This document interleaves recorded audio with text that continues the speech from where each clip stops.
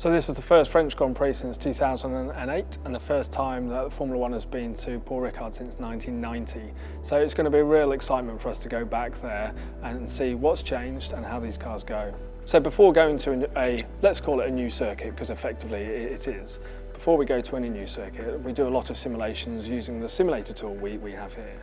So we have the track layout programmed and we know about the track surface in there. And so the drivers will be learning about the circuit, about what lines to take, and we'll be using that information to try and conjure up the best setup for the car.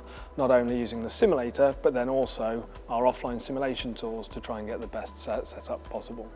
So the layout's changed since the last time we went there for the wet tyre test, so things have changed a bit. The really long straight, I think they've put a chicane down there, so that's going to slow the cars down a bit.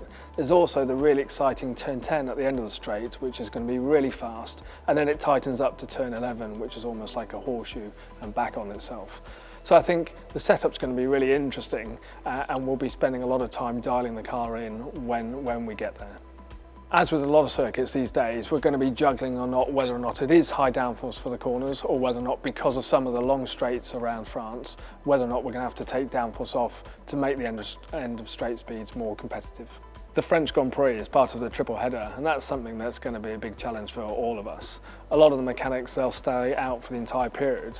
As engineers, we'll fly home on Sunday night, but we'll be back in the office preparing the cars and preparing our setup on Monday and Tuesday, just to fly back out to the next event. It's going to be a long month, everyone's going to be tired, but at the same time we're there to do the best we can. So we'll be running on adrenaline and we'll be making the car as fast as possible.